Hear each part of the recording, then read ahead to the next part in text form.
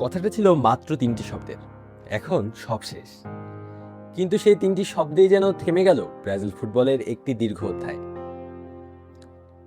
বিশ্বকাপের শেষ ষোলোতে নরওয়ের কাছে হেরে বিদায় নেওয়ার পর নেইমারের কণ্ঠে শোনা গেল এমন এক ইঙ্গিত যা ব্রাজিল সমর্থকদের হৃদয় ভেঙে দেওয়ার জন্য যথেষ্ট। ম্যাচ শেষে গ্লোবো টিভিকে দেওয়া সাক্ষাৎকারে তিনি বললেন, বিশ্বকাপ জয়ের স্বপ্নের ইতি ঘটেছে, এখন সব শেষ। এরপর আরও যোগ করেন, আমি চেষ্টা করেছি, সত্যি চেষ্টা করেছি।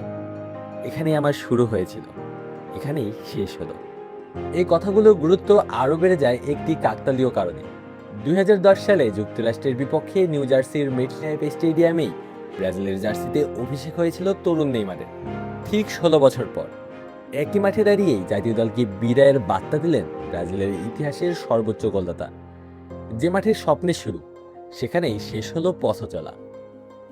নরওয়ের বিপক্ষে ম্যাচের শুরু থেকেই মাঠে ছিলেন না নেইমার। চোট কাটিয়ে বিশ্বকাপে ফিরেছিলেন তিনি। গ্রুপ পর্বের প্রথম কয়েকটি ম্যাচ খেলতে পারেননি। শেষ ষোলোতে বদলি হিসেবে নেমে যোগ করার সময় পেনাল্টি থেকে ব্রাজিলের একমাত্র গোলটি করেন।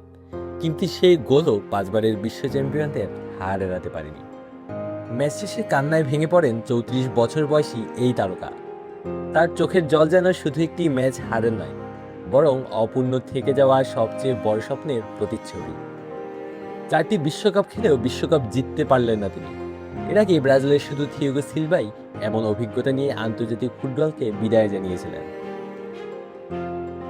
বিশ্বকাপের মঞ্চেও নেইমারের পরিসংখ্যান ঈর্ষণীয়। 4টি বিশ্বকাপে 15 ম্যাচে করেছেন 9টি গোল, সঙ্গে রয়েছে 3টি অ্যাসিস্ট। কিন্তু ব্যক্তিগত সাফল্যের সব আলো ম্লান হয়ে যায় যখন সবচেয়ে কাঙ্ক্ষিত ট্রফিটাই অধরা থেকে যায়। যদি এটাই সত্যি নেইমারের শেষ আন্তর্জাতিক ম্যাচ হয়ে থাকে, তবে তার বিশ্বকাপ অধ্যায় শেষ হবে 130 ম্যাচে 80 গোল ও 58টি অ্যাসিস্ট নিয়ে। দেশের ইতিহাসের সর্বোচ্চ গোলদাতা হিসেবে তার নাম বহুদিন অক্ষয় হয়ে থাকবে। তবে সংখ্যার বাইরেও নেইমারের গল্প অনেক বড়, অনেক বিস্তৃত। 2013 সালে কনফেডারেশনস কাপ জিতে ব্রাজিলকে আনন্দে ভাসিয়েছিলেন। 2012 অলিম্পিকে জিতেছিলেন রৌপ্য পদক। এরপর 2016 সালের রিও অলিম্পিকে অধিনায়ক হিসেবে ব্রাজিলকে এনে দেন ফুটবলে দেশটির ইতিহাসের প্রথম অলিম্পিক স্বর্ণ পদক। অথচ যে ট্রফিটির জন্য পুরো ক্যারিয়ার জুড়ে লড়েছেন, সেই ট্রফিটাই অধরাই থেকে গেল। নিউ রিফ্রেশিং টেস্টের চেয়ার আপ। চেয়ার আপের নিউ রিফ্রেশিং টেস্ট এতটাই বেটার যে মন বলে চেয়ার আপ। 1990 সালের পর এবারই প্রথম দ্রুত বিশ্বকাপ থেকে বিদায় নিল সেলেসাওরা। ফলে বিশ্বকাপ শিরোপার অপেক্ষা আরও দীর্ঘ হলো।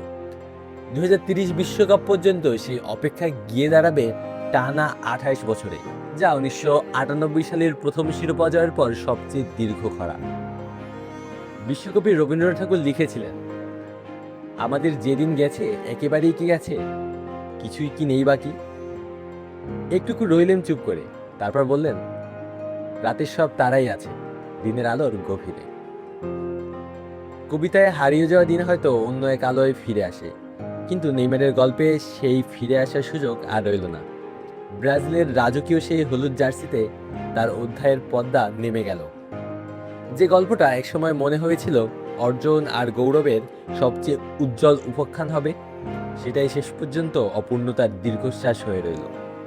ফুটবল ইতিহাসে খুব কম খেলোয়াড়ই এত প্রতিভা, এত শিল্প, এত আনন্দ, এত প্রত্যাশা একসঙ্গে বহন করেছেন, অথচ ভাগ্যের কাছে এতবার হার মেনেছেন। অমিত সম্ভাবনাময় একজন ফুটবলারের গল্প এভাবে অপূর্ণ থেকে যেতে পারে, সেটা হয়তো কেউ কখনো কল্পনাও করেননি।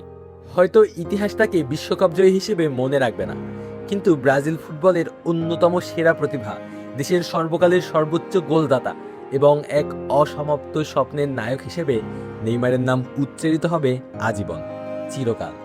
কোটি মানুষের এক অসম্পূর্ণ স্বপ্নের সমাপ্তি। ভালো থাকবেন নেইমার, অবসর জীবন সুখের হোক। আলু আসি তালুকদার।